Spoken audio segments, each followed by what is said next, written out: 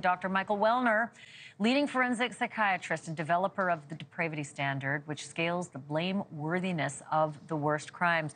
Oh, Dr. Welner, you're perfect for this. When we heard that testimony today that Mo Wilson was shot right here to the right of her nose, right through the front of her face, I instantly thought, you would know what kind of a person kills someone that way. What's the answer?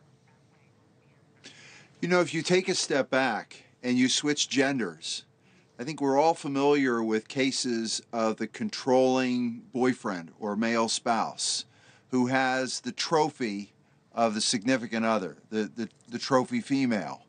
And they try to control, but when it starts to slip away, and they can come to appreciate that it's never going to come back to them, and that they themselves are losing their luster in someone's eyes that they were once able to really maintain some control over the relationship.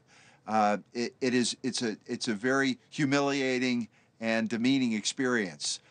For most of us who go through that, when we lose something very special to us and we try, it can be painful, it can be extremely painful. For those people who are quite controlling and don't deal with that loss of control well, any number of things can happen. And that's why in many situations you see domestic violence when someone who has the ability to be aggressive reacts to what they can't control. Now take someone who's successful. Kaitlin is successful, accomplished, bright, and has insinuated herself into the life of this Colin Strickland, who's a celebrity cyclist. He's very popular, he's very appealing, and as she gets older, and he makes it quite clear that he wants to have his way and have his freedom, along comes someone who is herself a rising star, who is much younger, who's also appealing, and who he's clearly intrigued with. And so Kaitlin is controlling enough, not just of the finances and of their different aspects of their relationship, but is even in a position where she's controlling who he has access to on his phone. So her efforts are unsuccessful, and clearly this is someone who may have contributed to their relationship disintegrating. So I think that ties in quite understandably with the idea of a confrontation between a controlling individual and someone that she blames for taking her property away from her. The last thing that you will see is my gun pointing at your face and your beauty and your appearance.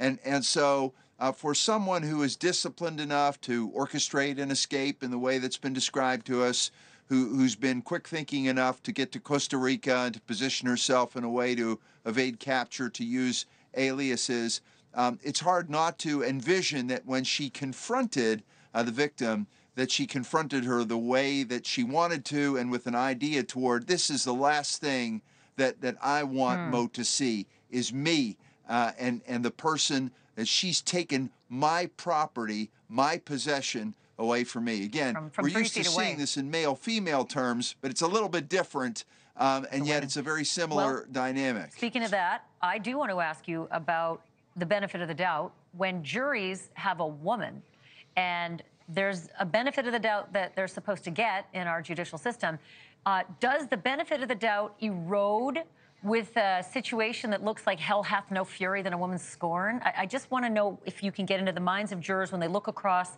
the courtroom and they see a beautiful woman accused of having done the things you just described. It depends, and that's a challenge for attorneys.